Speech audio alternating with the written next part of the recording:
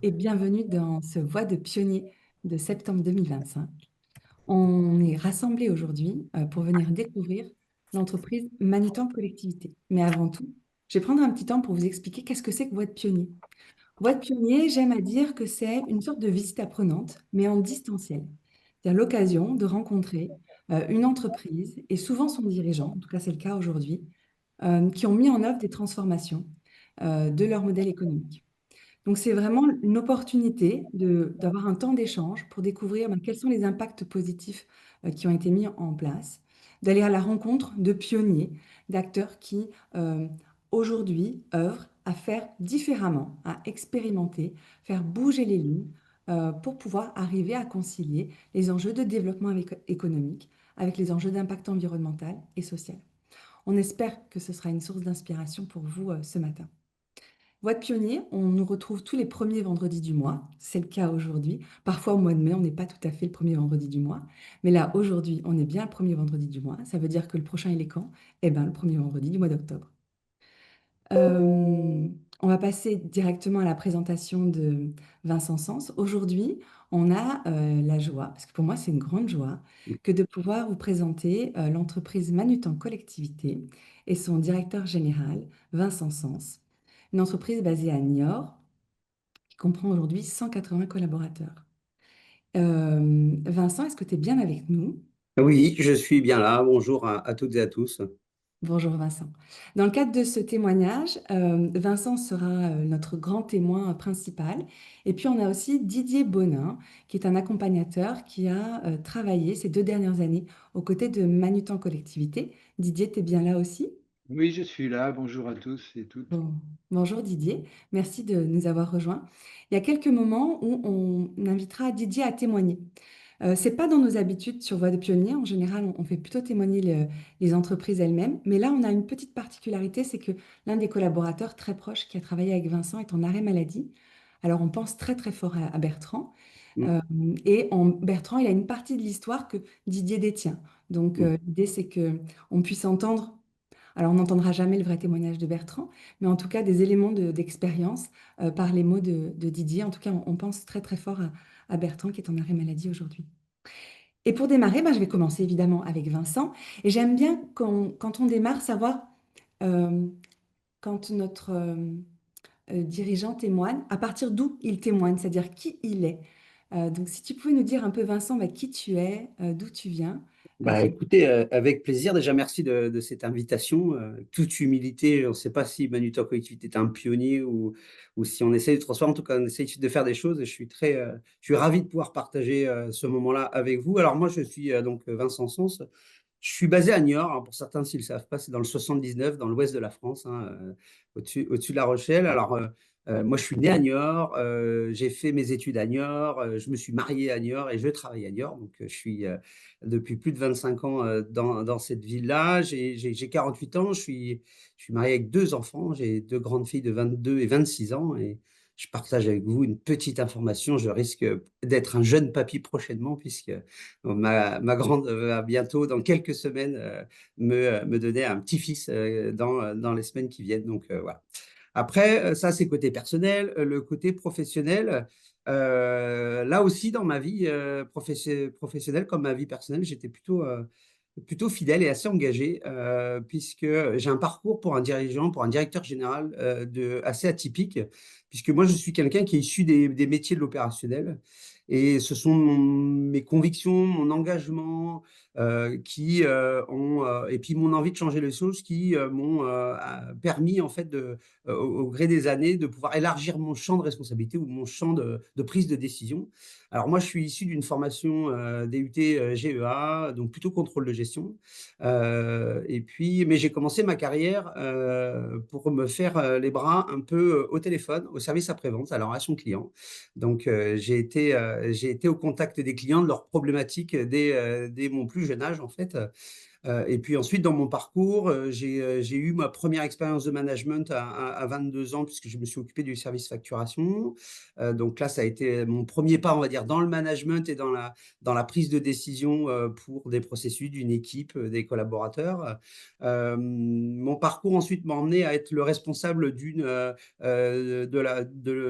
service relation client, du service client, où là, j'ai pu commencer à travailler plus précisément sur l'impact de l'expérience client qu'une entreprise pouvait emmener à un client et sur sa fidélisation, associée avec l'engagement des collaborateurs, le management, puisque on sait tous que pour avoir un client heureux, il faut avoir un collaborateur heureux derrière. Et donc, j'ai appris beaucoup de cette époque-là.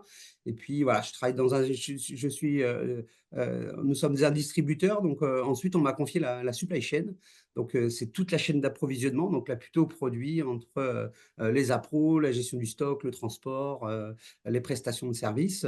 Voilà. Et ensuite, on m'a fusionné les deux. Et donc, je suis devenu directeur des opérations de Manutan collectivité, où là, j'avais justement de la supply chain jusqu'au service après-vente, où là, j'ai beaucoup opéré pas mal de transformations, notamment basées sur une approche plutôt projet, plutôt lean, en fait.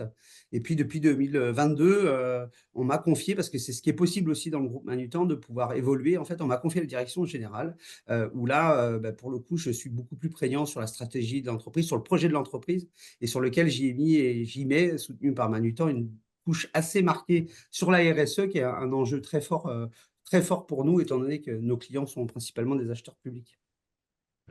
Merci Vincent. J'aime bien poser une question aussi qui est qu'est-ce qui te motive profondément? Tu vois, le truc là, si on pouvait découvrir un petit peu Vincent, qui tu es, c'est quoi tes motivations? Ben, en fait, moi, mes motivations, c'est d'essayer de pouvoir anticiper les futurs changements. On est dans un monde qui change, hein, on le voit bien. Pour pouvoir perdurer, il faut s'adapter à ces changements.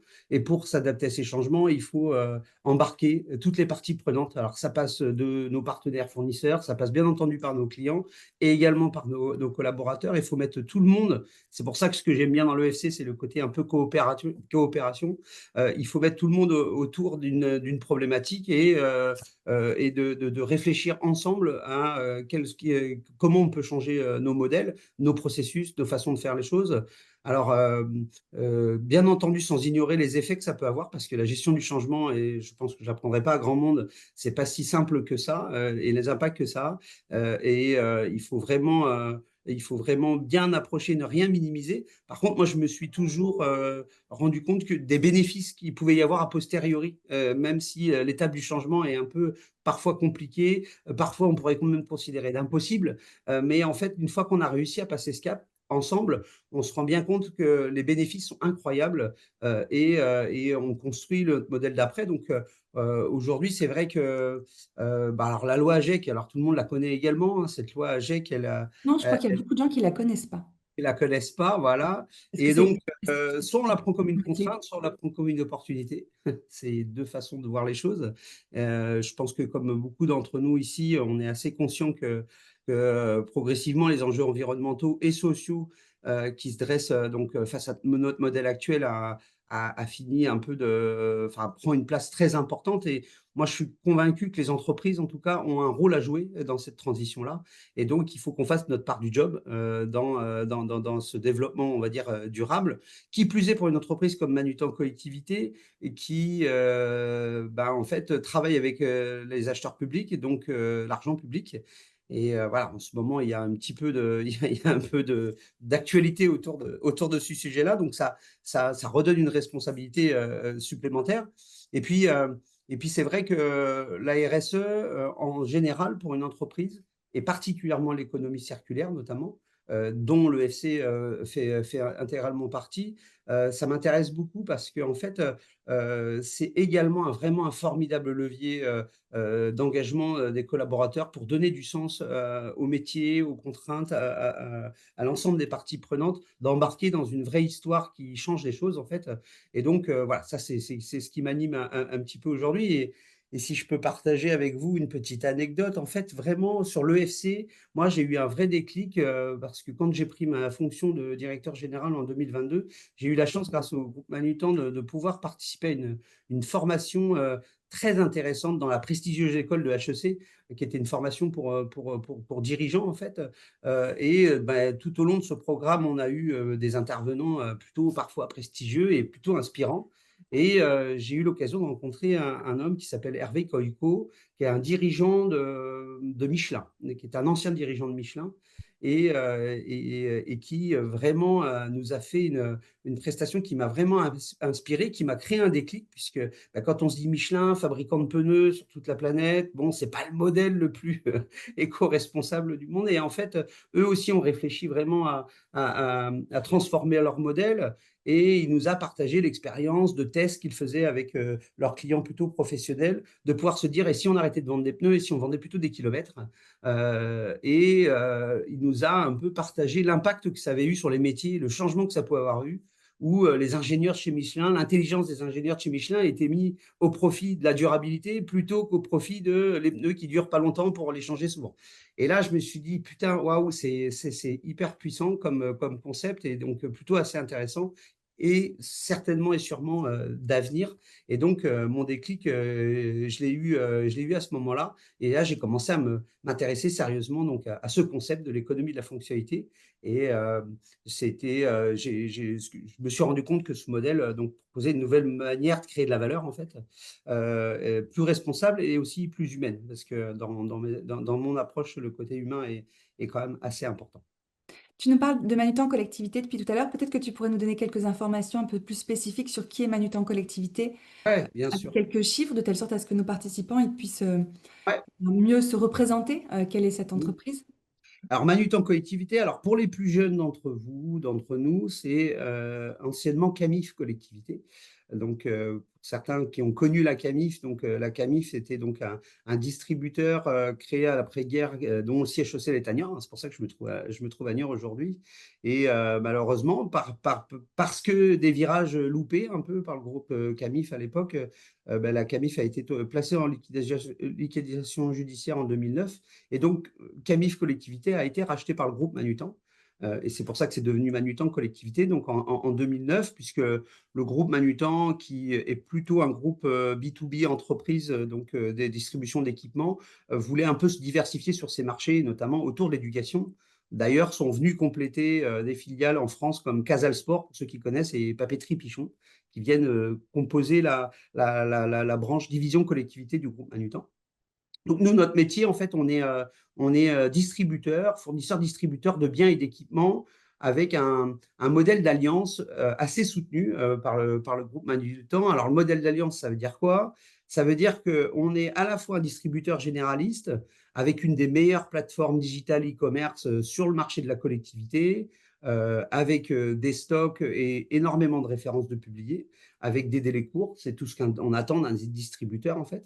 Et ce modèle-là est complètement associé à un modèle plutôt de spécialiste, où là, on accompagne nos clients dans des projets un peu plus structurants, un peu plus personnalisés, en leur faisant profiter de nos 40 ans d'expertise, particulièrement dans l'aménagement des espaces intérieurs et extérieurs, et ont la possibilité de pouvoir réaliser pour eux un projet 360, c'est-à-dire qu'on va à la fois les accompagner sur le choix des produits, on va les projeter dans des plans 3D, on va gérer l'installation de leurs équipements, mais également pouvoir faire de la maintenance ou l'accompagnement des équipes. Donc voilà, donc le siège social est basé à Niort, on est une PME donc, française, 180 collaborateurs, on réalise à peu près 115 millions d'euros de chiffre d'affaires, on est sur une portée nationale, donc c'est important de le savoir parce que ça complexifie un peu le genre d'initiative qu'on va partager ensemble là.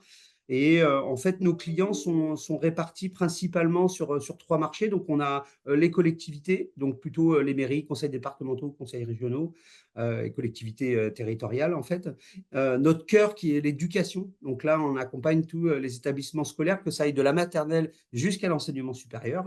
Donc là, on équipe les espaces intérieurs, extérieurs, la cour de récré avec un déploiement notamment innovant autour de la classe flexible il y a quelques années sur lequel je reviendrai tout à l'heure. Et puis, on a également des acteurs du médico-social, un marché qui souffre quand même pas mal actuellement, réparti essentiellement entre les personnes en situation de handicap et les personnes âgées. On essaie d'équiper également les espaces de ces parties-là. Donc, Aujourd'hui, notre particularité, c'est qu'on a une des offres les plus larges du marché. Donc, on est un gros faiseur de produits. On a, pour vous dire, 330 000 produits publiés sur notre plateforme web. On a plus de 50 000 références en stock avec des délais courts. On distribue près de 11 univers produits. On génère 40 000 transactions sur notre site Internet tous les ans. Et on réalise à peu près entre 10 et 15 000 projets sur mesure. Voilà. Et donc, l'axe qui est pris est très fort par le groupe Manutan et bien entendu soutenu par Manutan Collectivité. C'est donc des engagements RSE assez forts, assez engageants et concret. J'insiste un peu sur le concret parce que sur la RSE, on peut écrire beaucoup de choses et donc on s'est mis sur le chemin de la certification AFNOR engagée RSE sur lequel on a une vraie feuille de route et une vraie transformation de nos organisations, de notre modèle.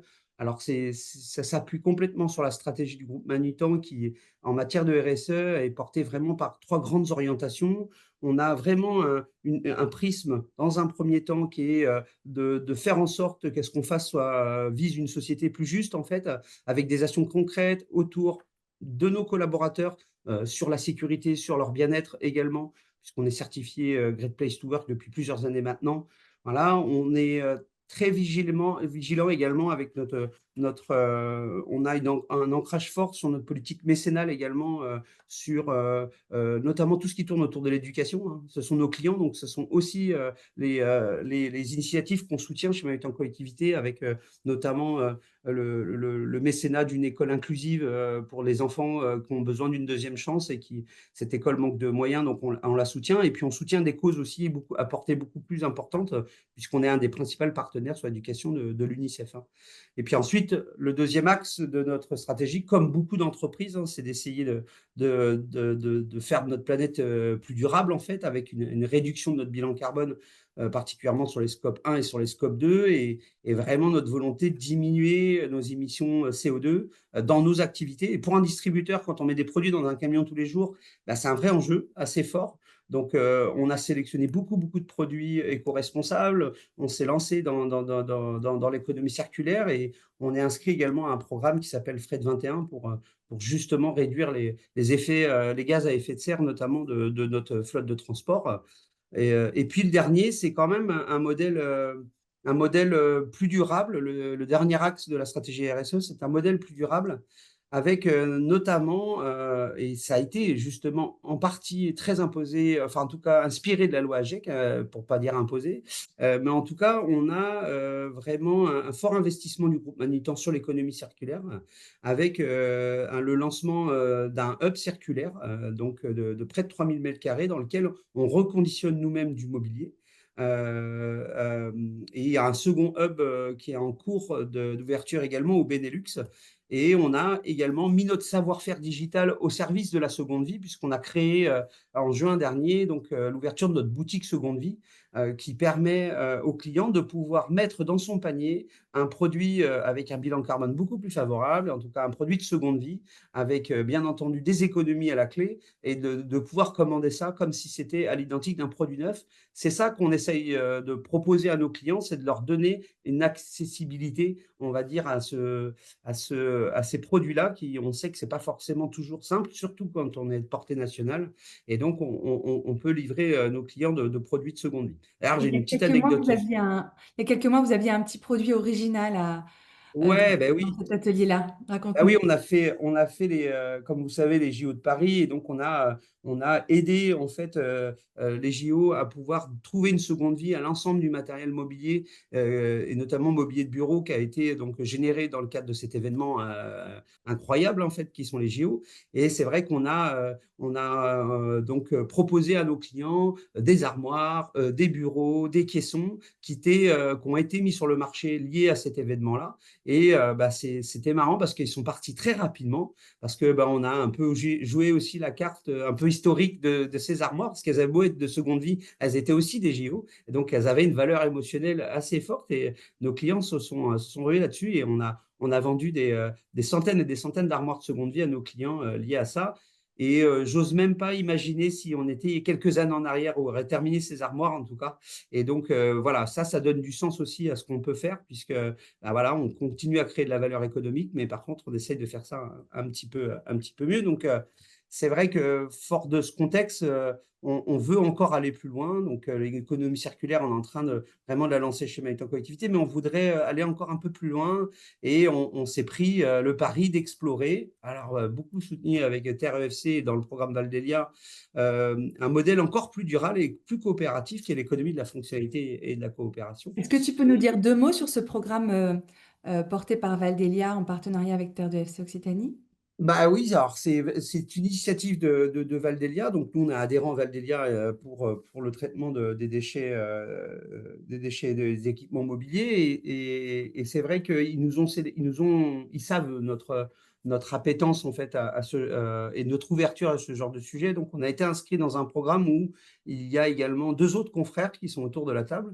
Et c'est incroyable parce que on est potentiellement des concurrents, on est potentiellement on n'a pas forcément envie de tous se livrer. Et donc, Valélia a créé un programme pour justement nous mettre autour de la table et réfléchir à comment on peut intégrer dans nos modèles l'économie de la fonctionnalité, déjà pour bien le comprendre ce que c'était et pour pas opposer certaines notions parce que il faut être assez renseigné là-dessus et en fait de comprendre l'enjeu et la portée que ça puisse avoir.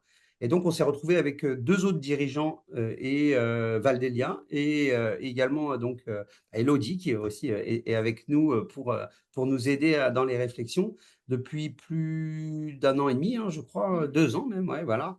On se revoit régulièrement et on essaye de construire notre trajectoire en fait pour voir concrètement dans chaque modèle comment on peut intégrer l'économie de la fonctionnalité. Donc, c'est un programme qui est plutôt bien parce qu'on est entre pairs et c'est incroyable parce qu'en 2 ans, au début, on se regardait tous, on parlait tout doucement et on n'osait pas trop dire des choses sur nos entreprises respectives, hashtag concurrence, voilà. Et puis aujourd'hui, on est complètement libéré, on se rend bien compte que de toute façon, on aura besoin des efforts de tout le monde pour que ça change. Et donc, on est vraiment dans une collaboration où on partage, on va dire, assez facilement nos avancées respectives, quoi. Il y a beaucoup de joie à ce que vous vous retrouviez ensemble. Ouais. Dans ce Bah, toi aussi, parcours, Elodie, tu prends un peu du plaisir à faire ce programme, non? moi j'adore. Dans ce parcours avec l'économie de la fonctionnalité et de la coopération, il y a plusieurs déclics, éléments déclencheurs qui te font prendre conscience des limites du modèle économique actuel. Est-ce que tu peux nous parler de ces limites-là, avec autant que possible, si tu arrives à faire des liens avec des exemples, avec tu sais, des petits éléments très, très, des anecdotes qui donnent du concret à ces limites et impasses auxquelles vous êtes confrontés chez Manutan Collectivité? Ah, en fait, on a d'un côté cette loi AGEC qui nous concerne tous, mais quand on est acteur public, la commande publique elle doit montrer l'exemple en premier lieu, hein. Et donc questionne les clients, notamment les collectivités, pour trouver des solutions plus durables, plus efficaces, au-delà de la simple acquisition de biens. À côté, il y a la pression budgétaire qu'on connaît Ouais. tous actuellement en France. Donc, c'est un dilemme. Faut faire mieux avec moins, en fait, hein. Donc, c'est un vrai dilemme pour nos clients. On est conscient de construire une politique d'achat responsable dans le climat budgétaire actuel. C'est un vrai dilemme. Donc, ça devient un problème pour eux. Donc, si c'est un problème pour eux, ça devient un problème pour nous. Et donc, on essaye de réfléchir à leur côté pour que on puisse concrètement se dire, hein, moi, d'un côté distributeur, pour être concret, tous les jours, j'attends qu'il y ait un client qui souhaite changer son matériel pour vendre du matériel neuf.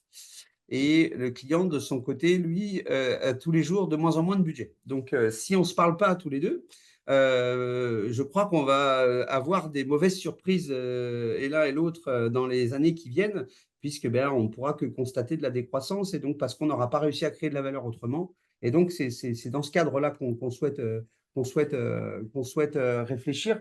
Et puis c'est vrai qu'on a vraiment cette volonté chez Manutan Collectivité de vouloir innover, de vouloir aussi nous différencier.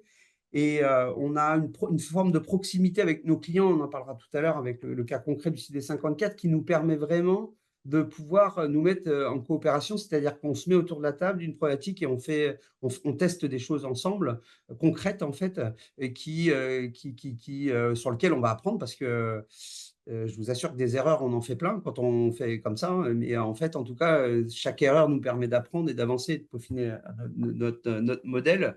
Mais voilà, donc aujourd'hui, moi, c'est vraiment mon déclencheur, c'est vraiment le dilemme entre il n'y a plus d'argent et en plus, il faut faire de l'achat durable et de l'achat responsable. Et voilà, c'est un vrai dilemme qu'on essaie de régler avec nos clients. Donc, Et ça vient pas, c'est pas né d'un coup de tête, hein, tout ça. C'est vraiment cette combinaison de facteurs externes, mais aussi internes, parce que quand je parle interne, je vous parlais tout à l'heure de notre capacité à nous réinventer en interne, de pouvoir être assez à l'aise avec le changement, parce qu'il faut être une entreprise assez prête, hein, pour pouvoir essayer de transformer ces modèles, et donc, et les collaborateurs, de pouvoir changer leur façon de travailler, de pouvoir faire les choses différemment, et peut-être même parfois avec des doutes, de se dire est-ce qu'on va dans le bon chemin, quoi. Effectivement, il y a des enjeux avec les collaborateurs. Je regarde le temps qui tourne, Vincent, et donc je vais nous faire un petit peu accélérer sur notre fil de Ouais. conversation. Tu nous as parlé de la loi AGEC à plusieurs reprises. Je pense que ça serait bien pour les personnes qui nous écoutent de mieux comprendre ce que c'est que cette loi AGEC-là. Et je redonne une petite consigne aux participants. Maintenant qu'on a à peu près posé les bases de qui est Vincent et son entreprise, n'hésitez pas à vous autoriser à poser des questions pour aller plus loin dans des sujets que Vincent va aborder dans le fil de conversation qui est à votre disposition. Alors Vincent, cette loi AGEC, qu'est-ce que tu peux nous en dire, histoire qu'on comprenne comment c'est structurant pour l'activité de Manutan Collectivité? Bah, en fait, aujourd'hui, cette loi AGEC, elle impose. Alors, pour le moment, elle ne sanctionne pas. Ça ne serait peut-être tardé, mais en tout cas, elle impose à l'acheteur public sur le périmètre qui nous concerne, hein, parce elle est extrêmement large, cette loi AGEC, mais en tout cas, sur le périmètre qui concerne, on va dire, les achats d'équipements, elle impose donc aux acheteurs publics de s'équiper et d'acheter différemment avec des produits, avec de la matière recyclée ou de réemploi, pour justement impliquer et être très concret sur la réduction des déchets et le bilan carbone de nos activités, quoi. Donc aujourd'hui, euh, cette loi, elle a renforcé, alors pour nous, comme je vous disais, la nécessité de repenser nos modèles, parce que si un client a l'obligation d'acheter des produits de seconde vie et ou des produits en matière recyclée, ça voudrait dire que nous, ça nous impose par effet miroir de devoir proposer ces produits-là. Sinon, ben, il ira les chercher ailleurs puisqu'il en est obligé de toute façon. Et si on est assez pragmatique, voilà, c'est comme ça que aussi on repense nos stratégies pour pouvoir intégrer des modèles plus circulaires. Donc, c'est là où on a intégré près de 60 000 produits éco-responsables, éco-conçus, que le hub que je vous parlais tout à l'heure est sorti et la boutique Seconde Vie. Mais cette loi, elle a également renforcé la légitimité et l'urgence d'adopter un modèle qui est basé un peu plus sur la fonctionnalité, de se préoccuper un peu plus des usages plutôt que la possession. Parce que pour en revenir concrètement à un acheteur public, nous, alors si je reste sur le monde de l'éducation, parce que c'est dans ce monde-là qu'on a fait notre test, les services publics, leur vocation, c'est pas d'être propriétaire d'un parc mobilier dans toutes les écoles, hein, c'est d'assurer l'enseignement et l'éducation de nos enfants et que les enseignants puissent le faire dans de bonnes conditions. C'est ça, en fait, d'acheter du mobilier scolaire, c'est pour réaliser ce service-là. Et donc, ils sont ouverts à ce changement-là parce que voilà, c'est pas une vocation pour eux. Ça vraiment, ça nous encourage à discuter avec les clients et ça intéresse de plutôt focuser sur l'usage et le bénéfice de l'usage plutôt que la possession du produit. Et c'est là-dessus qu'on a pu donc enclencher nos démarches et nos tests dont on va parler. On va à présent parler d'une des deux premières démarches dont on voudrait parler dans le cadre de cette visite apprenante, des démarches d'innovation au travers d'une offre qui s'appelle RSE 360. Est-ce que tu peux nous en dire un petit peu plus de cette offre RSE Ouais. 360? Puis après, on parlera d'un conventionnement, une contractualisation que vous avez mis en place avec le conseil départemental du CD 54. Euh, mais d'abord, en prenant un petit temps là pour comprendre ben, concrètement qu'est-ce que c'est que ce projet RSE 360 et qu'est-ce qui permet à vos clients? Alors c'est vraiment en avance de phase, hein, puisqu'il est encore à peine En sorti, hein, PSA, ouais. donc voilà, il y a un peu de primeur parce qu'il va surtout être déployé au mois de janvier. Mais en fait, le service RSE 360, l'objectif qu'on a, c'était que on s'est rendu compte que pour pouvoir piloter une politique d'achat responsable, nos clients avaient besoin de beaucoup de données pour avoir la visibilité sur on en est où de notre consommation, c'est quoi notre bilan carbone, où c'est qu'on achète nos produits, c'est quoi l'origine des produits, enfin, toutes ces questions-là dont la donnée se situe non pas chez eux, mais plutôt chez nous. Donc, on a déployé un outil qui va proposer donc aux clients publics un rapport personnalisé d'une vingtaine de pages qui va brasser près d'un million de données avec en synthèse un one-pager avec un graphique radar qui va pouvoir faire une photo à l'instant T avec les évolutions de la consommation des clients sur des axes, sur 6 axes notamment, pour piloter les achats responsables et aider l'acheteur public dans le pilotage de sa stratégie d'achat et ou dans son spazer pour cette partie-là, pour ceux qui ont un spazer, quoi. En économie de la fonctionnalité et de la coopération, on dit souvent que la valeur n'est pas dans le produit, elle se cache Ouais, ailleurs. Et ouais, quand on parle de RSE 360, on pourrait imaginer que c'est juste un travail de collecte de données avec un rapport de quelques pages et puis un joli graphique. Euh, non. En quoi est-ce que l'approche servicielle issue de l'économie de la fonctionnalité et de la coopération, elle vous a permis de dépasser votre compréhension, de se dire en fait, c'est pas juste un outil, on va pas juste transmettre de la donnée, mais on va faire plus que ça avec Ouais, avec bah oui. nos- Alors, tu as complètement raison. C'est pas juste un rapport comme plein de boîtes savent le faire, même si ça peut paraître comme ça. En fait, nous, on est parti du postulat que, en tant que distributeur, avec le temps, nous avons construit en tant que distributeur et investi un modèle de données très abouti sur la collecte. Qui était nécessaire pour nous pour construire des plateformes e-commerce ou pour pouvoir piloter nos plans marketing. Donc, on collecte énormément de données sur les produits, sur son origine, sur sa composition. On collecte beaucoup de données sur la nature des transactions, le temps, quel jour, combien de livraisons on a pu faire par site. En fait, on est très riche en données, notamment sur nos flux logistiques aussi. Et donc, en fait, quand la loi AGEC est sortie, donc en 2023, on s'est rendu compte que les clients, au-delà de faire leurs achats éligibles à cette loi-là, ils devaient aussi les déclarer. Donc, ça, c'était une première contrainte quand même administrative pour nos clients. Et donc, ils devaient déclarer leurs achats qui étaient éligibles à la loi AGEC avec sur un formulaire déclaratif. Et donc, bah, nous, on s'est dit, comme on est au service de ceux qui rendent service, c'est notre baseline, on va essayer de les aider à faire cette déclaration-là pour que ça soit plus facile pour eux. Donc, bien entendu, on a développé pour leur simplifier la vie, donc dans un premier temps, un rapport qui était un document qui leur envoyait naturellement en début d'année pour les aider à déclarer tous les achats qu'ils ont fait chez Manutan Collectivité. Et la réaction de nos clients a été vraiment plutôt très positive, puisqu'on était dans les premiers acteurs à pouvoir faire ce genre de rapport. Et maintenant, c'est devenu chaque année un attendu de leur part en disant, vous pouvez m'envoyer ma consommation, que je puisse déclarer ma loi AGEC. Donc, c'est devenu un vrai attendu. Donc, on a créé également cet attendu-là. Donc, grâce à vraiment un excellent travail de nos équipes IT et data, on s'est rendu compte que, mine de rien, ça avait été assez, entre guillemets, hein, je pèse les mots, mais assez simple pour nous de sortir ce rapport-là. Et que, mine de rien, on leur donne. pour que les gens qui nous entendent comprennent pourquoi c'était simple, c'est qu'en fait, c'est des données dont vous aviez, que vous aviez déjà, qui vous Ouais, aidaient en interne à piloter ouais, votre activité. c'est Et ça. donc, il y a eu un travail plutôt de mutualisation en intégrant évidemment les enjeux, les contraintes de vos clients pour pouvoir faire de ces éléments d'information dont vous disposiez déjà quelque chose d'intelligible et de pertinent pour eux. Et c'est ça. Et on s'est rendu compte qu'on leur restituait, mais qu'une toute petite part des données qu'on avait qui pouvaient les intéresser, en fait. C'est là où le projet il est né et on s'est dit, on va leur construire un vrai outil clé en main et c'est pas nos données finalement, c'est les leurs. Et on va leur redonner pour les aider justement à piloter leurs achats en fait et d'avoir une visibilité réelle et factuelle sur qu'est-ce qu'ils achètent en tout cas en termes d'équipement.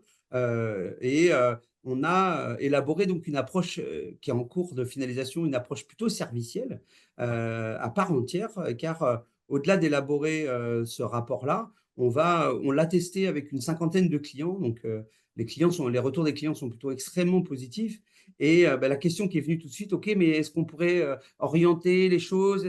Donc, Donc, comment on va pouvoir les aider maintenant, parce que c'est bien beau de fournir la donnée, mais après, il faut proposer des actions pour essayer d'influer sur tel ou tel indicateur selon les envies du client et de pouvoir, nous, être vraiment à leur côté pour pouvoir les guider et peut-être inciter des achats de tel type de produits plutôt que d'autres pour qu'ils soient en alignement total avec la stratégie d'achat durable de la collectivité. Et d'une mairie à l'autre, ce n'est pas les mêmes. D'un spacer à l'autre, les engagements ne sont pas les mêmes. Et donc, il faut que ça soit fait en coopération avec chaque client, quoi. Si on parle un peu d'effets utiles et de bénéfices pour ces clients, plutôt que de sortir de la logique de produit, si on se centrait un petit peu sur les usages et qu'est-ce que ça leur permet, qu'est-ce que tu dirais Ouais, alors, donc en fait, si je vous disais, on essaie de synthétiser ça sur un rapport à 6 axes. Les 6 axes, on les a choisis avec les clients. Euh, par exemple, on va leur donner de la visibilité parce que c'est important pour eux par rapport à l'ancrage territorial que l'achat public doit pouvoir avoir, de pouvoir identifier le poids des achats qu'ils font qui sont fabriqués en France par des PME, par des TPE, le poids des entreprises de l'économie sociale et solidaire qu'on fait travailler directement ou indirectement. Donc aujourd'hui, on est en capacité de pouvoir évaluer cette partie-là. Le deuxième axe, c'est de plutôt essayer de travailler sur une évaluation du rapport qualité-prix de leurs achats, notamment lié à la garantie des produits qu'on essaye d'allonger, l'accès aux pièces détachées, la réparabilité. Donc là, le bénéfice, c'est de pouvoir vraiment intégrer la réparabilité et la durabilité comme étant un vrai critère de qualité d'achat, puisque c'est bien beau d'acheter un produit pas cher qui vient de je ne sais pas où. Il va durer beaucoup moins longtemps que si on sait où il vient et que le fabricant est en France et qu'on peut accéder aux pièces détachées, voire même qu'on peut réparer ce produit-là pour qu'il puisse durer le plus longtemps. Et vous verrez, c'est un peu la base de la réflexion qu'on a eue avec le CD54 aussi. On a un axe sur l'optimisation logistique, c'est-à-dire combien de fois vous nous avez demandé de vous livrer, combien de sites de livraison, est-ce qu'on ne peut pas faire moins, est-ce qu'on ne peut pas rationaliser vos commandes pour diminuer le bilan carbone. Donc ça, c'est un axe plutôt carbone. Donc bien entendu, on a un axe du poids de leurs achats sur les produits éligibles à la loi AGEC, avec un focus sur la seconde vie, puisque la loi AGEC fait un focus sur les produits de réemploi. On intègre également le poids de la digitalisation dans les transactions publiques, puisque là, le bénéfice pour le client, c'est que c'est du temps. Les commandes qui sont digitalisées, pour lui font gagner un temps fou par rapport à des process administratifs qui sont parfois un peu longs. Donc, on essaye de voir ensemble comment on peut l'intégrer dans une digitalisation de son processus de commande. Et puis également, par le biais aussi de l'optimisation des achats, puisqu'on propose 11 univers produits, et donc plus il va pouvoir grouper ses achats et plus les effets vont être plutôt bénéfiques à plusieurs objectifs, quoi. Alors, on a plein de questions qui déroulent et je vais les attraper, hein, Isabelle, Thierry, comptez sur moi. Dans la question suivante, on va en aborder d'ailleurs certaines d'entre elles. Quand la première fois que vous nous avez parlé de ce produit et que vous vouliez réfléchir à une logique plus servicielle, on s'est rendu compte que ça transformait pas mal le métier de vos commerciaux. Ah bah Tu oui. me racontes ça? Ouais, bien sûr. Alors, c'est sûr que quand on fait un rendez-vous pour présenter, un rendez-vous annuel pour présenter les évolutions des achats, ça change complètement la posture d'un commercial qui, là, n'est pas forcément là pour faire le business, mais plutôt faire le conseil. Donc, on s'est rendu compte qu'on n'était plus face à notre client, mais plutôt à côté de lui, à analyser ses données et à réfléchir ensemble. Qu'est-ce qu'il souhaite qu'on fasse sur ses achats et comment il veut qu'on les oriente et qu'est-ce que nous, on peut lui proposer pour lui garantir que ça va bouger et quel indicateur il veut faire bouger. Et en fait, on utilise vraiment la technique des petits pas, en fait, de se dire, on met des choses en place et on se revoit pour voir comment ça évolue. Est-ce que les achats vont bien dans l'orientation donnée, donc avec de la substitution un peu forcée, où on va proposer de la seconde vie, si le client le souhaite, systématiquement à tous ces acheteurs qui vont nous acheter des produits. Mais en tout cas, vraiment, on est sur une collaboration renforcée de pouvoir, alors guidé par le client, parce que c'est lui qui reste maître de sa politique d'achat. Mais en tout cas, là, on est vraiment, on sent vers un but commun, en fait, avec le client, ce qui change beaucoup la relation, puisque auparavant, comme c'est le cas encore dans bien de rendez-vous, ben, l'objectif est de séduire le client pour essayer d'avoir le devis, la commande et d'essayer d'emporter le business. Mais là, on essaie de construire une valeur un peu différente, de pouvoir ben, vraiment piloter avec cette donnée-là qui manque, de pouvoir piloter les achats publics. Donc, on a vraiment un métier de commercial qui évolue dans une approche de conseil qui se met au service des enjeux de vos interlocuteurs. D'ailleurs, parmi les interlocuteurs, on avait une question, c'est qui précisément? Est-ce qu'on est sur des acheteurs, des techniciens? Est-ce que c'est des profs? C'est qui ces interlocuteurs avec Alors qui nous, vous travaillez? c'est principalement les acheteurs. En fait, on a trois catégories. On a vraiment le payeur, en fait, qui est celui qui dispose de la finance pour le régler. Ensuite, on a celui qui va enclencher les achats, qui va être plutôt les services achats des collectivités. Alors, ça dépend des collectivités, mais ça peut être le gestionnaire d'un établissement. Et après, on a des prescripteurs. Et les profs sont des prescripteurs, par exemple. C'est eux qui vont dire, moi, j'aimerais tel ou tel matériel, idéalement, dans ma salle de classe. Et donc, va être le prescripteur auprès du gestionnaire qui, lui, va pouvoir, dans la mesure de son budget possible, parce qu'il a des contraintes financières, pouvoir accéder au matériel souhaité par les enseignants. Et c'est là où, en fait, ben, de trouver des modèles alternatifs ben, permettent de pouvoir faire non pas le ou, mais le et. Hein, d'essayer de, c'est pas choisir entre ça et ça, je veux les deux, et le prof et le matériel qu'il faut pour travailler et que le gestionnaire respecte ses contraintes budgétaires. Oui, c'est surtout des acheteurs publics. Et est-ce que tu as des témoignages, des petites anecdotes de témoignages de commerciaux qui se sont retrouvés à découvrir cette nouvelle façon de relationner au travers de cet objet qui est RSE 360, dans la façon avec laquelle ça provoque des choses différentes pour eux dans leur travail. Ah oui, alors déjà, ça leur a imposé de, eux, s'immerger un peu plus dans la donnée, hein, parce que c'était pas, à part la donnée de leur chiffre d'affaires, c'est tout ce qu'ils avaient en fait en visibilité. Donc déjà, eux, ça leur a vraiment forcé à analyser la donnée d'un client pour pouvoir l'interpréter et, et se sont vus à plus, à fixer des nouveaux objectifs qui pouvaient se fixer avec un client.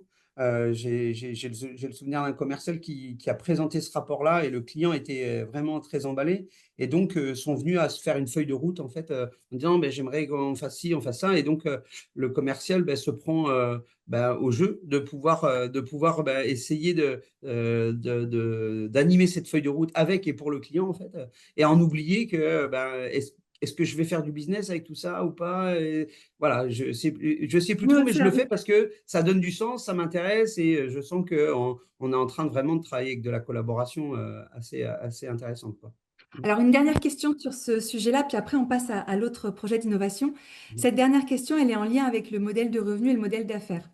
Quand Manutan Collectivité découvre qu'ils ont des données intrinsèques à leur fonctionnement qui, dans le cadre de la loi AGEC, pourraient venir en service et en soutien du travail de leurs interlocuteurs dans les collectivités, ils imaginent cet objet qui est RSE 360. Et on rentre avance dans une démarche, comme tu le dis, Vincent, pas à pas. Et la question qui vient se poser à plusieurs de nos auditeurs, c'est de se dire, en fait, mais est-ce qu'il y a un modèle de revenu derrière? Est-ce que c'est un truc qui est tout gratuit? Est-ce que c'est intégré dans quelque chose? Où est-ce que vous en êtes encore dans vos réflexions à ce sujet-là? Ben, en fait, aujourd'hui, c'est un service qui est 100% gratuit. C'est-à-dire qu'un client qui travaille avec nous, alors que ça soit par le biais, parce que j'ai cru voir passer une question, que ça soit par le biais d'un marché public, en effet, on répond au marché public, mais également on fait beaucoup de gré à gré à moins de 40 000 euros. Et donc voilà, donc quelle qu'en soit l'origine de la commande, on va fournir ce rapport-là complètement gratuitement. On a déjà touché des limites, c'est-à-dire que ben, le client nous dit, OK, bon, c'est super votre truc, mais c'est uniquement pour les achats que j'ai fait chez vous. Moi, j'en fais un peu partout. Et moi, ma politique d'achat, il faut bien que je la centralise. Donc là, on est en train de justement de réfléchir à justement pouvoir ben, passer sur une étape où peut-être que c'est un outil qu'on va pouvoir commercialiser auprès du client, où il pourrait y intégrer tous ces achats qui viendraient de différents horizons et de pouvoir les intégrer dans ce modèle-là et qui permettrait d'avoir une photographie complète. Donc, j'ai envie de dire aujourd'hui, donc, c'est un service complètement gratuit hein, qu'on délivre à nos clients, mais pour, pour l'aider à aller plus loin dans la démarche, on envisage de pouvoir l'élargir un maximum et que tous les achats qu'ils puissent faire à droite et à gauche avec de la simple donnée Excel puissent s'intégrer dans ce modèle-là et profiter de tous les algorithmes de calcul qu'il pourrait y avoir. Donc là, parmi les participants, il y en a qui se disent, oh, mais quand même, c'est un truc dans lequel il y a plein de valeur qui est créée. Et comment est-ce que ce travail, toute cette valeur, toute cette richesse qui est développée, elle peut être valorisée et rétribuée. Et dans le cadre de la démarche de rétribution, notamment, si vous l'avez bien perçu dans le témoignage de Vincent, en fait, on est dans une autre forme de rétribution qui est purement je vais te vendre ce produit de diagnostic qui n'est vraiment pas dans la philosophie de Manutan Collectivité, mais c'est plutôt, en fait, la valeur, elle va se créer dans le renforcement des relations de confiance, dans le développement et l'interconnaissance entre acheteurs et commercial, pour vraiment être en capacité de proposer des stratégies d'achat qui soient les plus pertinentes et les plus justes, évidemment des stratégies d'achat qui s'opèrent avec Manutan Collectivité. C'est On exactement ça. passe, on passe au sujet CD54. Ouais, si tu veux. Ça, c'est un projet qui a démarré assez vite hein, dans le cadre de l'accompagnement mis en place par Valdélia il y a 2 ans, puisque quasiment au bout de 6-9 mois, vous aviez cette opportunité que proposait le CD54 dans le cadre de son SPASER, de proposer une autre façon de contractualiser et de commercialiser vos produits. Qu'est-ce que tu peux nous raconter un petit peu de ce contexte dans lequel vous êtes intervenu au Alors, CD54? c'est important en effet de connaître le contexte dans lequel on a fait cette initiative-là.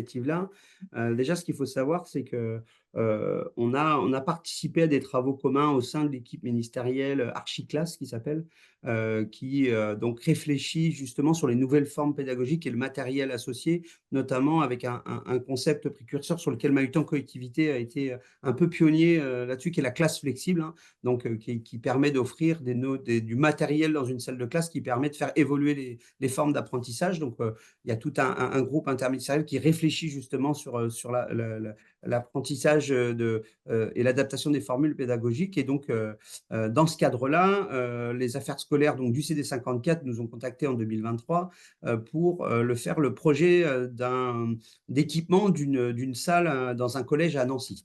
Le constat, c'était que il y avait des parents d'élèves qui avaient une enfant en situation de handicap qui souhaitaient scolariser leur fille dans cet établissement. Mais ce dernier n'était pas en capacité de pouvoir la recevoir au gré de ces structures et parce qu'il indiquait de ne pas disposer des installations vraiment et des équipes qui étaient en adéquation avec le handicap de l'enfant. Donc, ça, c'était un énorme problème puisque on sait tous que l'accès à l'éducation doit être vraiment pour tous. Et donc, ça a posé une vraie problématique avec cet établissement-là. Et donc, comme en parallèle, le conseil départemental développait, lui, depuis 2 ans, une politique assez volontariste de transformation des espaces d'apprentissage, des établissements dont il avait la charge, avec justement ce concept de classe flexible, on a, après échange avec le collège, avec le conseil départemental, engagé, donc le conseil départemental a engagé donc, un plan d'investissement sur ce collège-là pour transformer une salle qui était un CDI, en fait, qui était au rez-de-chaussée de l'établissement, dans un des bâtiments, en salle multifonction qui permettait d'accueillir donc cet enfant handicapé et que cette même salle puisse servir à toutes les disciplines et à tous les types d'enseignement, en fait, hein. Donc, ce qu'il y a, c'est qu'en cascade, le CDI qui était au rez-de-chaussée, il fallait le déplacer à l'étage. Ils l'ont déplacé à l'étage dans une salle de sciences qui, elle aussi, devait se déplacer. Donc, par effet de cascade, il y avait un certain nombre de salles à devoir rééquiper. Et compte tenu vraiment de la nécessité de flexibilité de cette salle et d'évolution permanente qu'elle pouvait avoir, il a été décidé qu'après, donc, il y a eu des consultations politiques, notamment avec le responsable du SPASER et le principal de l'établissement, le gestionnaire de l'établissement. Et donc, il a été convenu que Manutan Collectivité, dans le cadre d'un lot de marché innovant qu'on avait avec le conseil départemental, on allait équiper les 2 salles à l'étage, on va dire de façon entre guillemets «traditionnelle» et qu'on était assez volontaire pour que cette salle multifonction, on puisse, avoir une réflexion commune en économie de la fonctionnalité, c'est-à-dire, de pouvoir se focuser sur l'usage et l'évolution des usages dans le temps, et qu'on puisse installer, donc déjà, réaliser ces travaux-là pour pouvoir accueillir, cet enfant. C'était quand même un premier bénéfice et on est parti sur une réflexion sur un principe d'abonnement à l'élève. Je vais t'interrompre ici parce que je pense que c'est le moment où il faut qu'on fasse une petite pause. Pour celles et ceux qui ont l'habitude de pratiquer l'économie de la fonctionnalité et de la coopération, il y a deux principes forts en économie de la fonctionnalité et de la coopération. Le premier, c'est la coopération. Et le deuxième, c'est comment est-ce qu'on va co-construire ensemble une solution. Et dans le cadre d'un marché public, souvent on se dit, ben, c'est pas possible, c'est pas comme ça que ça fonctionne. Et donc, moi, j'aimerais bien savoir comment est-ce que vous avez réussi à, à créer les conditions ensemble pour permettre justement cette Mmh. co-construction de ce projet-là, parce que ça n'existe pas en fait. Non. Alors déjà, donc je rappelle, on est dans le cadre d'un lot marché innovant qui laisse, à la collectivité plus de latitude, dans ces cadres-là, de pouvoir, opérer, comme ils veulent dans un limite de montant de 100 000 €. Donc, aujourd'hui, pour la salle d'activité, on est bien en deçà de ça et donc ils ont pu, donc valider l'initiative à l'intérieur de ce marché-là de faire ça. Par contre, il faut quand même une contractualisation parce que, en effet, il n'y a pas de modèle de contrat, hein. Quand on veut faire un contrat de travail avec un collaborateur, on va sur internet, on en trouve un, c'est assez facile. Sur un contrat de FC, il y en a pas beaucoup, hein, sur internet et même, notre ami l'intelligence artificielle n'a pas pu beaucoup nous aider, hein, par rapport à ça. Donc, il faut un peu de jus de cerveau et on était convaincus que, on voulait tester ensemble parce que, je sais pas si c'est un modèle qui va perdurer et tout ça. En tout cas, on voulait apprendre et l'un et l'autre de ce nouveau fonctionnement-là. Donc en coopération, par contre, on avait besoin quand même, d'avoir un cadre, juridique, pour, à la fois, protéger les différentes parties prenantes, hein, que ce soit le conseil départemental, le collège et Manutan collectivité et bien essayer de rendre contractuels les engagements, des différentes parties, aussi bien les nôtres, hein, parce qu'il y a une approche servicielle qui est assez forte dans cette initiative-là. Donc il fallait que ça soit noté noir sur blanc et donc on s'est fait, accompagner. Alors c'est Didier pourrait en parler parce que je crois qu'il a assisté à bien plus de réunions que moi autour de parce qu'il y a eu quelques heures de réflexion, entre, les élus du conseil départemental, entre un juriste, qui nous a accompagnés pour être le plus neutre possible, Bertrand, Didier qui ont été là, à se dire comment on structure un contrat qui puisse, respecter cette initiative-là, être, le reflet de l'engagement des uns et des autres et surtout, qui permet de pouvoir protéger dans le temps, les différentes parties prenantes puisqu'on est quand même dans le cadre d'une contractualisation avec de l'achat public. Didier, justement, j'ai vu que tu avais ouvert le micro, merci. Est-ce que tu peux nous parler un peu plus de ces particularités dans le contrat, de qu'est-ce qu'il y a qu'on ne trouve pas habituellement dans d'autres contrats ou qui, dans le cadre d'un marché public, eh bien, vient un peu nous challenger dans nos pratiques habituelles?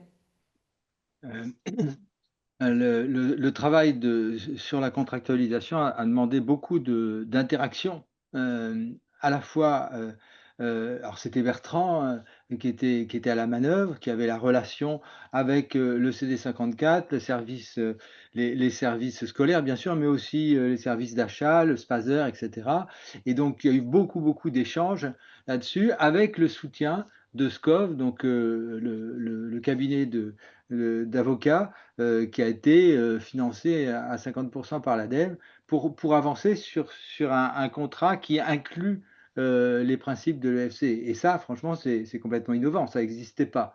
Dans un marché public innovant bien sûr, qui laisse de la marge, mais c'est quand même une contractualisation avec tous les articles qui vont bien et cetera et c'est du juridique. Donc il faut vraiment que ça soit blindé nécessairement et ça demande aussi de la part d'Elisabeth Gelot, mais surtout de Claire K, qui nous a accompagnés là vraiment sur l'écriture du contrat, des articles, une compréhension fine et forte, une appropriation de l'EFC.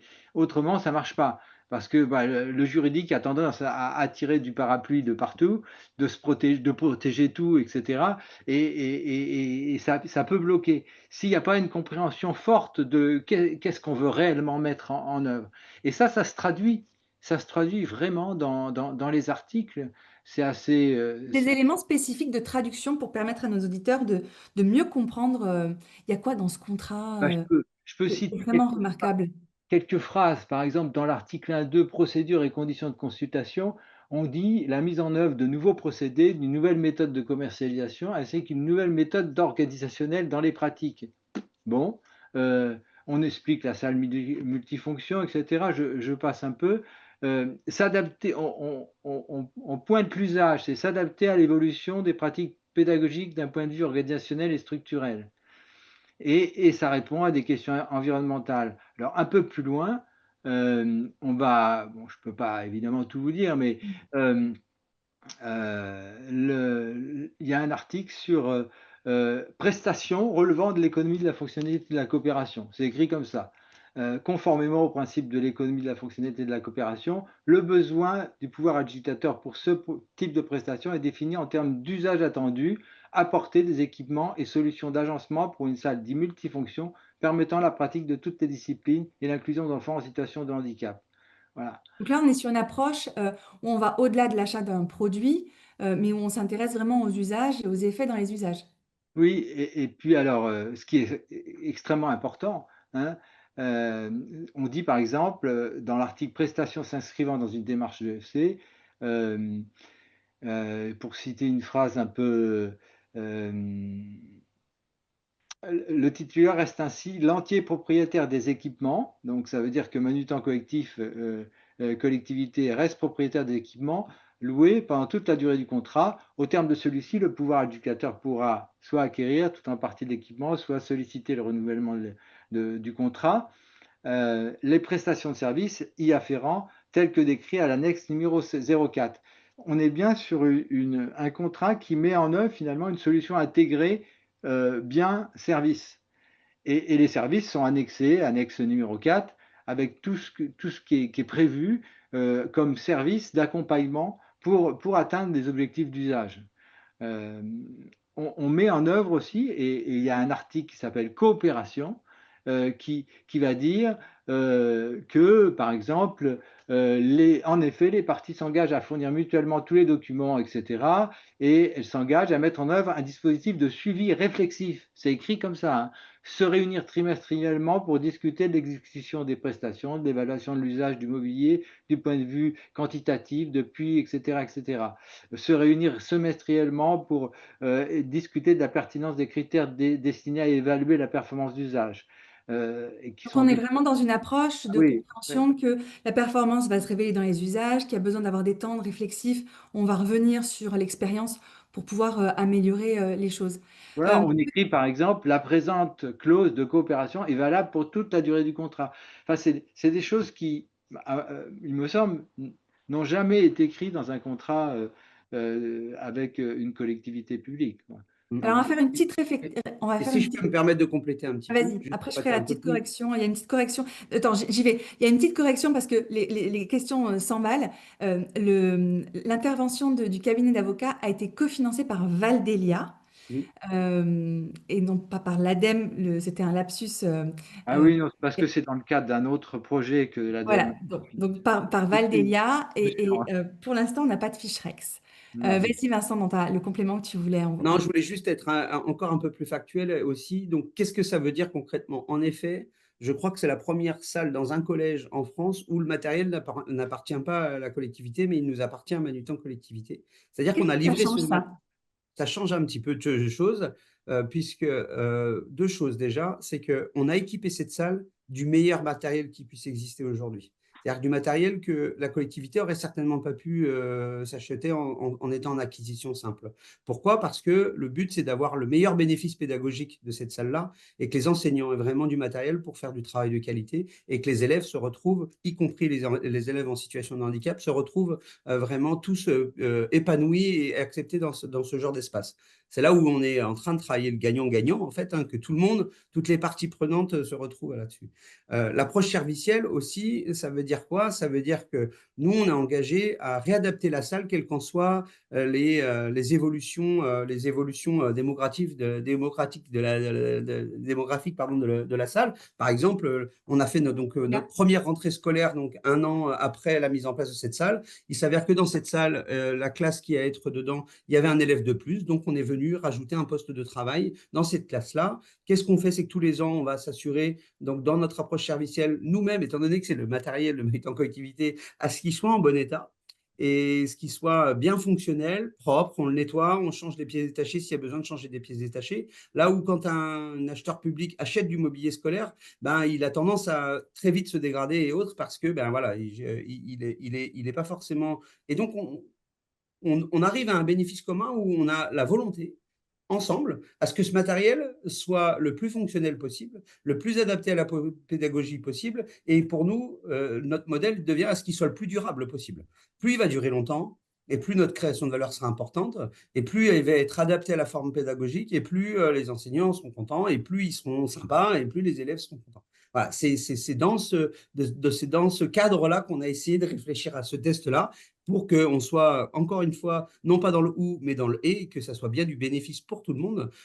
Donc voilà, donc ça change beaucoup, beaucoup de choses, hein, parce que, juste pour les petites anecdotes, parce qu'en interne, Voilà. là, le Moi, je voulais test… qu'on arrive à la question de l'interne, parce que vous imaginez bien que travailler de cette façon-là, non seulement ça transforme les relations avec les clients et les bénéficiaires, mais évidemment que dans la façon de contractualiser, dans la façon de vendre, dans la façon de faire la logistique et tout un tas d'autres choses, ça aussi impacte Manutan Collectivité. Et donc, toi qui étais à la manœuvre, on voudrait bien en savoir un peu plus là-dessus. Bah ouais, donc moi j'ai été, on va dire, promoteur de ce test-là. Par contre, ben, ça change beaucoup de choses. Alors les premiers à convaincre, hein, c'est les financiers qui eux te disent t'es complètement fou, c'est pas du tout notre modèle et là je vois pas où est la valeur financière dans un premier temps parce que ça change beaucoup notre modèle et donc faut installer, donc payer du matériel tout de suite. Et avoir une gestion d'abonnement financière, ça change beaucoup de choses, c'est compliqué. Enfin, ça va être long à retomber sur nos pattes. Enfin voilà, ça c'est les contraintes normales d'un financier. Donc c'est pour ça qu'aujourd'hui, notre contrôle de gestion et notre contrôleur de gestion est venu à part entière à réfléchir avec nous, à nous dire, bah, OK, là, tu mets des contraintes. Maintenant, je te demande, vas-y, on réfléchit ensemble, on coopère ensemble pour voir ben, comment tu vois les choses. Si on se mettait à réfléchir de ce modèle-là, il était dupliqué partout. Comment tu verrais les choses d'un point de vue gestion financière? Et donc, ben, pour le coup, il a été un contributeur en fait à nous aider à avoir de la visibilité sur un modèle déployé, plus durable. Qu'est-ce que ça voudrait dire si ce n'est pas une salle, mais 1000 salles qu'il pourrait y avoir un peu partout en France? Qu'est-ce que ça voudrait dire et quelles contraintes ça aurait financièrement? Donc, au moins, ça, on l'a appris. Ensuite, on a eu ben, le commercial. Hein. Le commercial, lui, il a beaucoup participé aux relations avec le client. Et un jour, il m'a appelé et puis il me dit, ouais, mais Vincent, là, en fait, on a livré une salle, mais on n'a rien vendu. Donc, moi, dans mon péplan, j'ai pas de chiffre d'affaires, donc j'ai pas mon variable. Et donc là aussi, ben, c'est changement de paradigme complet sur la vision du commercial. J'ai mon service logistique qui me dit, ah non, mais Vincent, c'est sympa ton truc, mais par contre, moi, il faut que j'aille nettoyer, réparer des produits. C'est pas ce que je fais habituellement. Moi, je sais que je les installe seulement. Voilà, donc ça nécessite à se recreuser la tête pour savoir, et ça change le métier, nos relations avec les prestataires. Et donc, et c'était intéressant. Et puis, ben, et on s'est dit, OK, mais si le contrat il s'arrête, on va faire quoi des produits après? Qu'est-ce qu'on va en refaire? Ils seront perdus, et donc tu auras avancé de rien. Et voilà. Donc, c'est tous ces points-là qui viennent, dès qu'on veut faire un test, qui viennent tout de suite être des arbres qui tombent sur la route en disant tout le monde me dit c'est impossible. Et donc c'est normal en fait. Et en fait, souvent de fois, en tout cas moi, chez nous, étant donné que j'ai la chance d'être dans une équipe où tout le monde est contributeur, en disant tous ceux qui font tomber un arbre sur la route, c'est eux qui l'enlèvent. Hein. Et donc, ben, ils sont plutôt à aider de se dire comment on pourrait faire si on voulait vraiment le faire et de commencer à dessiner des solutions, en tout cas dans un premier temps dans le cadre de ce test-là, et d'imaginer comment ce serait si on devait un peu plus l'industrialiser. Donc, c'est ça aussi qui est plutôt intéressant parce que ça bougera pas j'ai beau être costaud, ça bougera pas qu'à la simple énergie de moi. Il faudra bien que tout le monde, y compris chez nos clients, ben, veuille vraiment réfléchir à ce modèle d'avenir en fait et avec toutes les contraintes de changement que ça peut avoir. Et là, je fais référence aussi à ce que je vous disais en introduction sur la gestion du changement. Et le FC était vraiment une vraie méthode de gestion du changement. Et donc, ça a été assez marquant dans le cadre de ce test-là. Quand tu nous racontes toutes les difficultés que tu as rencontrées avec le commercial, avec l'équipe logistique, avec le DAF et le contrôleur de gestion, on se dit, mais du coup, tu recommences ou tu recommences pas? C'est quoi la suite pour ces initiatives-là pour Manutan Collectif? Alors, de vous dire qu'on n'a pas fait d'erreur serait mentir. Donc, si je devais le refaire, il y a 2, 3 choses que je referais différemment. Mais ça, c'est pas grave parce que ça, c'est un apprentissage qui est riche, en fait. Donc, on est sur une voie, hein, en fait. Et donc, la prochaine étape, c'est de trouver un autre client avec qui je pourrais réfléchir à un autre dispositif un peu identique de test d'économie de la fonctionnalité sur lequel, justement, je ferai bénéficier de cet apprentissage-là pour justement déjà être plus rapide dans la mise en œuvre que ce que ça a été dans ce cadre-là et de pouvoir corriger en tout cas les améliorations qu'on a pointées du doigt sur ce modèle-là et de refaire un test et de refaire un deuxième, un troisième, un quatrième jusqu'à temps de pouvoir, on va dire, peaufiner cette offre-là qui pourra ensuite peut-être être diffusée à l'échelle nationale pour beaucoup de clients, je l'espère. Il y a pas mal de questions en termes d'indicateurs, d'évaluation. Alors, je ne connais pas la réponse, Vincent, sur est-ce que vous avez mis en place des éléments d'indicateurs ou de dispositifs d'évaluation. Ce qu'il faut comprendre, hein, c'est d'où part Manutan Collectivité sur la logique d'économie de la fonctionnalité de la coopération et de la proposition de cette nouvelle offre. Il y a 2 ans, ils mettent les 2 pieds dans l'économie de la fonctionnalité de la coopération et ils se disent, waouh, c'est quoi ce truc? 9 mois plus tard, ils détectent une initiative avec le CD54 qu'ils mettent en œuvre et qu'ils expérimentent. Avec toutes les transformations et tous les déplacements professionnels que ça nécessite, tant bien même pour les équipes en interne que pour les clients bénéficiaires. Euh, donc, on voit qu'on est dans une étape qui avance pas à pas, qui apprend au fur et à mesure. D'ailleurs, Vincent le disait bien, hein, si c'était à recommencer, il y aurait probablement des choses qu'on ferait différemment. Donc, sur la question des indicateurs et de l'évaluation, c'est pas évident au démarrage quand on ne sait pas où on va atterrir parce qu'on est dans une logique de co-construction et les effets utiles, on ne les connaît pas encore parce qu'on ne les a pas encore créés une première fois, de pouvoir les imaginer. Mais je te pose quand même la question, Vincent, parce que je pourrais être surprise de la réponse, puisque je n'ai pas la réponse, qui est est-ce que vous avez mis en place des éléments d'indicateurs ou d'évaluation, notamment d'évaluation en termes de ce qu'on pourrait appeler la performance extra-financière ou la création de richesses immatérielles, tu vois, des choses comme ça en termes de santé, en termes de pertinence, je ne sais pas. Alors aujourd'hui, en effet, on n'a pas mis en place d'indicateurs, on va dire, automatisés, puisque c'est un test, un cas qu'on suit de très près. Et donc, justement, ce test doit nous évaluer à de dire comment on mesure concrètement les effets attendus et les bénéfices. On parle de bénéfices depuis tout à l'heure. C'est bien ça qu'on essaie de mesurer. On est en contact avec le CD54 très régulièrement. On organise également des réunions d'évaluation avec les enseignants qui utilisent cette salle pour être sûr et que sur, on va dire, l'indicateur, on va dire, pertinence pédagogique, par exemple. Est-ce que les enseignants évaluent cette salle, à quelle note évaluent cette salle pour savoir est-ce qu'on coche bien, parce que faut pas se rappeler, faut pas s'écarter des bénéfices attendus, en fait, hein, et on peut vite complexifier les choses et en oublier l'essentiel, en fait. L'essentiel, c'était d'accueillir cet enfant handicapé, ce qui est le cas. Elle a pu faire sa première rentrée scolaire l'année dernière et de fournir dans cet établissement-là du matériel qui permettent de pouvoir de pratiquer des pratiques pédagogiques un peu différentes, un peu nouvelles, comme pour les profs qui sont bien entendu volontaires de faire ça. Donc on a également prévu des séances de connexion avec les enseignants, non pas pour les former parce que ce n'est pas notre rôle, mais en tout cas pour bien leur expliquer c'est quoi le matériel, qu'est-ce qu'ils peuvent en faire, jusqu'où ils peuvent aller dans l'usage de ce matériel-là pour qu'eux ensuite se l'accaparent d'un point de vue pédagogique parce que la frontière, à la limite, moi aujourd'hui mon métier c'est pas la pédagogie bien entendu, c'est l'éducation nationale et les profs et qui font ça très bien et pour lequel il y en a plein qui ont plein d'initiatives et tout ça. Nous on est au service de ceux qui rendent service, donc nous notre rôle c'est de pouvoir leur donner à un maximum d'entre eux le matériel et la possibilité de pouvoir le faire au-delà des contraintes économiques des financeurs et des payeurs. Voilà, c'est tout ce dilemme qui est sur la table qu'on a voulu essayer de traduire là-dessus. Donc, oui, on essaye d'évaluer donc la performance économique, nous, de notre point de vue. La performance économique, le CD54 la mesure de son point de vue aussi.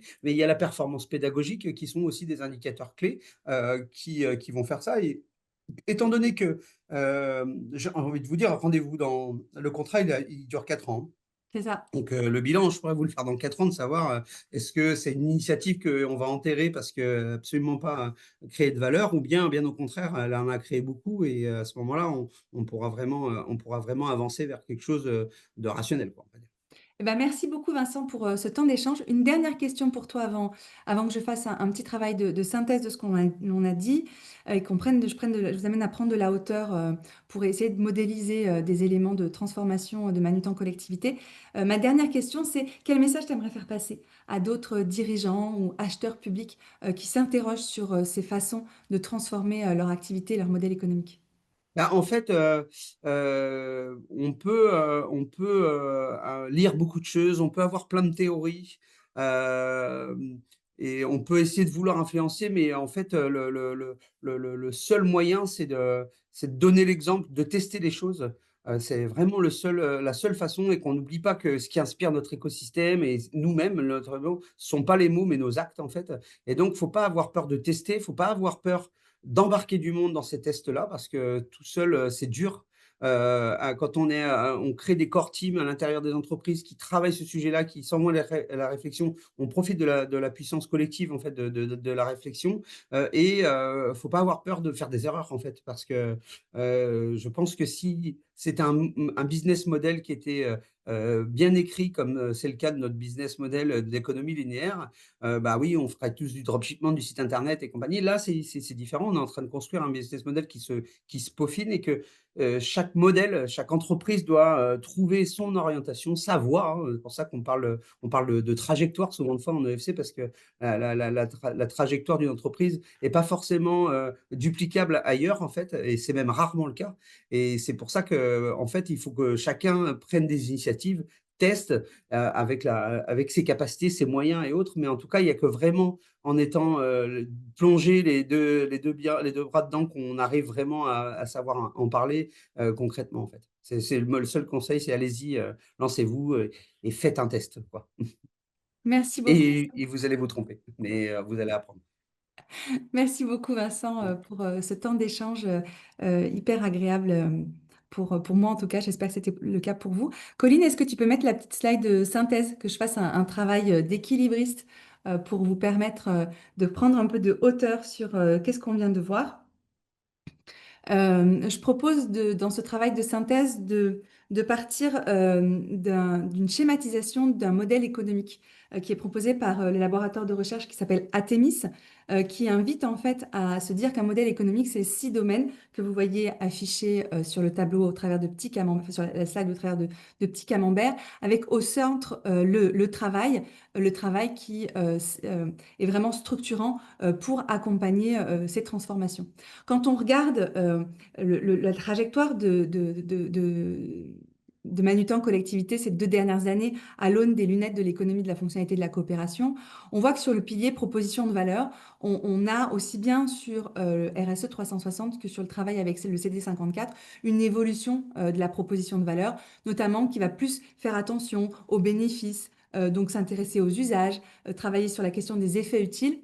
Et puis, par le travail de réflexivité dont parlait Didier tout à l'heure dans le contrat, pouvoir identifier des externalités positives et négatives, et dans une logique de comment est-ce que ces externalités, on peut les réinternaliser dans la proposition de valeur. Typiquement, quand on regarde la loi AGEC qui représente un travail très important de reporting, avoir un outil comme RSE 360, c'est un gain de temps qui nous permet de nous concentrer sur non pas le travail un peu laborieux de remplir des chiffres ou d'aller chercher de la donnée, mais plutôt de se dire qu'est-ce qu'on en fait de ces données, comment on l'analyse pour tenir de la performance. Dans le témoignage de Vincent, on entend aussi l'importance du développement, l'importance des ressources immatérielles centrales qui vont jusqu'à se repérer dans la contractualisation au sein du CD54. Les ressources immatérielles, par exemple, c'est la capacité à développer des relations de confiance. Quand Vincent dit que le commercial et l'acheteur sont côte à côte pour regarder un même objet qui est la stratégie d'achat et d'équipement d'une collectivité, hein, on est vraiment dans une logique de eh bien, on se fait confiance, on ne s'affronte plus, hein, ou en tout cas de moins en moins, on se fait confiance, et avec une volonté de tenir la pertinence, et Vincent le disait, on se prend au jeu. Une autre des ressources immatérielles qui est intéressante, intéressante, c'est la question de la santé, où on voit dans le contrat, ça va aller jusque dans le contrat, la question de la santé, elle est intégrée de façon globale dans l'idée de dire on n'est pas là que pour vendre des chaises, des tables dans une classe, mais vraiment intégrer la question de comment est-ce qu'on peut accueillir un enfant handicapé dans des conditions de travail qui vont être favorables au processus d'apprentissage, à la fois pour les élèves qui reçoivent et pour les professeurs qui transmettent. Dans cette logique-là, ce déplacement, il permet aussi d'activer ce qu'on appelle l'effet ciseau en économie de la fonctionnalité de la coopération, c'est-à-dire une décroissance sur la consommation des ressources matérielles, dans une logique où c'est articulé avec le modèle économique, et c'est ça qui est vraiment intéressant, c'est-à-dire que le travail qu'a amorcé Manutan Collectivité depuis des années sur les enjeux de recyclage, de réemploi, de réparation, il vient, au travers du contrat avec le ZD54, s'articuler dans des modes de contractualisation où ce truc-là, c'est intriqué et ça permet l'alliance de la sobriété avec le développement économique, qui n'est pas une mince affaire, puisque c'est vraiment partie des limites et des enjeux dont parlait Vincent en démarrage de son témoignage. La mise en place de dispositifs réflexifs dans l'économie de la fonctionnalité de la coopération, on va nous inviter à développer des modes d'organisation qui vont favoriser la coopération. Et pour ça, il faut se poser, il faut revenir sur le travail qu'on a fait, sur les effets que ça a généré, aussi bien positifs que négatifs, et voir comment on ajuste la proposition de valeur et on l'affine. Et je trouve que c'est très, très intéressant que dans un contrat de marché public, on puisse voir conventionner des temps de ce type-là. On a vu aussi que cette nouvelle façon de contractualiser, cette nouvelle façon de relationner avec ses clients, quand on s'intéresse aux usages et aux effets utiles, ça transforme le travail. Vincent nous a fait une très très belle explication dans la façon avec laquelle ça transformait le métier du commercial, qui te dit hey, mon P-plan, comment ça se passe, pour le contrôleur de gestion qui se tire la tête en se disant oulala, mais ça va pas se passer de la même façon en termes de BFR, par exemple. Etc., etc.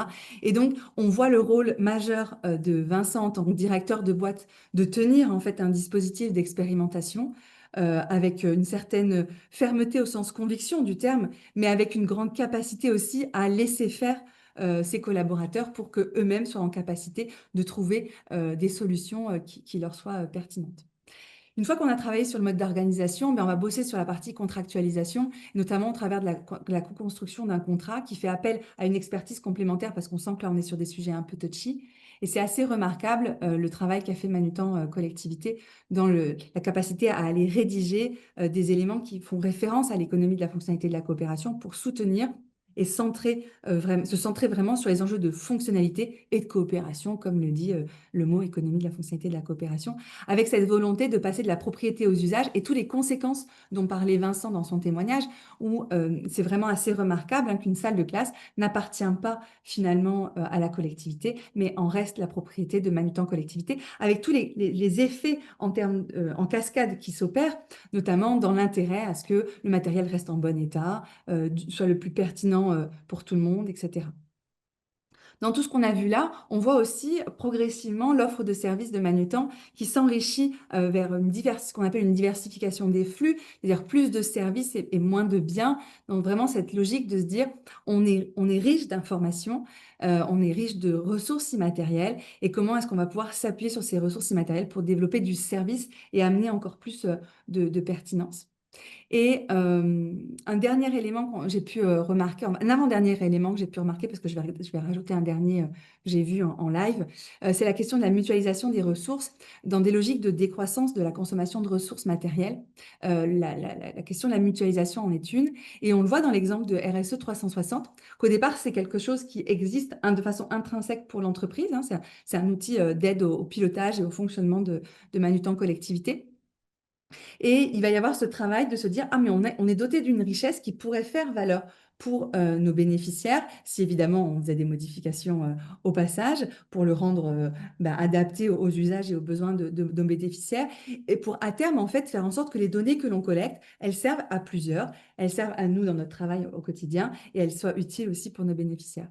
Ça vient aussi poser la question de la façon avec laquelle on pose on prend les décisions, et là on voit qu'on est en amorçage avec Manutan Collectivité, on n'est pas encore sur une gouvernance partagée ou des choses comme ça, mais en tout cas on voit que dans le travail de co-construction d'un contrat, par exemple, eh bien, on va co-décider ensemble et à la fin, ce n'est pas un contrat qui a été rédigé par un tiers et qui que l'on doit signer, c'est quelque chose qu'on a rédigé ensemble, sur lequel on est d'accord quand on va le signer parce qu'on l'a fait ensemble. Donc voilà ce que je peux vous en dire pour la petite synthèse du témoignage de Vincent et Manutan Collectivité. C'est le moment où je vous donne des news de la suite de nos rendez-vous. Donc, on est sur la dernière ligne des différents rendez-vous Voix de Pionnier. Le prochain, donc, c'est le 3 octobre avec Châteaufer. On en a un en novembre et un autre en décembre. Comme je le disais en introduction, vous pouvez nous retrouver en replay. Donc, tous les témoignages où vous dites « Mince, j'aurais tant aimé écouter le témoignage de Lavomatique », no problème. Le témoignage de Lavomatique, vous pouvez le retrouver sur YouTube ou Arte Radio. Et puis, on a quelques événements en région dont on aimerait vous parler. Ça s'affiche sur cette carte-là. En Occitanie, il y a un atelier qui s'intitule Coopérer le jeu au mois de décembre. On va pouvoir retrouver la fresque de la transition économique en Île-de-France le 9 septembre, c'est dans quelques jours. À Rouen, on propose un atelier Découvrir l'économie de la fonctionnalité de la coopération. Paris va nous parler de coopération territoriale comme ressource. À Orléans, il y a un atelier qui s'appelle l'Instant Boussole, qui est prévu le 18 septembre. Et on a une visio organisée par les Hauts-de-France. Ce qui est cool avec une visio, c'est que peu importe où on habite, on peut s'y connecter. Donc moi, j'ai prévu d'y être le 23 septembre, une conférence autour du métier de garant de la coopération. Et puis, on a un très, très gros événement où je sais que dans la salle, là, vous êtes plusieurs à avoir déjà bloqué la date. Et ceux qui ne l'ont pas encore fait, faites-le, je vous le recommande chaleureusement. On a les universités de l'économie de la fonctionnalité de la coopération, qui est une très belle rencontre organisée les 20 et 21 novembre à Bordeaux. Si vous voulez en savoir plus, vous pouvez aller sur le site internet de l'Institut européen de l'économie de la fonctionnalité de la coopération. Je vois que Benoît, tu y seras. Je serai ravie de t'y retrouver. Bien sûr que j'y serai. Et donc, sur le site de l'Institut de l'économie de la fonctionnalité de la coopération, dans la partie université de l'EFC, vous pouvez tout retrouver, le programme, la façon avec laquelle on s'inscrit, etc. Vincent, il est dégoûté parce qu'il aurait aimé venir, mais il ne peut pas. Il est pris ailleurs sur un salon. On est sur Educatec. On est sur Voilà, donc Educatec. il y a des choix à faire. Mais par contre, parmi les entreprises qui ont été accompagnées par Valdelia, je pense que les deux autres seront présentes et on va essayer de voir comment est-ce qu'on peut les faire témoigner, notamment le vendredi matin et Valdelia le jeudi après-midi. Donc, ce sera l'occasion de retrouver ce collectif, notamment lors des universités de l'EFC. Je crois que j'ai fini. Colline, tu es d'accord avec moi ou pas? Oui, oui, oui. Génial. Il y a Sébastien Graal qui dit dépêchez-vous jusqu'au 19 septembre, il y a encore un code de réduction. Eh bien, 19 septembre, c'est dans 10 jours, on a encore un peu de temps. Et il vient de vous mettre le lien vers le code de réduction pour pouvoir vous inscrire aux universités. Merci Sébastien, tu as même mis le lien, c'est top pour les participants qui veulent en savoir plus. Comme ça, il n'y a plus d'excuses. Voilà. Ouais, c'est ça. Vous ne pouvez pas vous dire, j'ai pas trouvé. Si, c'est bon. Eh ben, merci beaucoup pour ce temps d'échange et ce témoignage, Vincent, très, très riche. Très belle aventure pour la suite. De toute façon, on garde contact, toi et moi. Ouais. Mm. Et à très vite à À tous. très vite. Merci à Plaisir de tous. vous retrouver. À bientôt.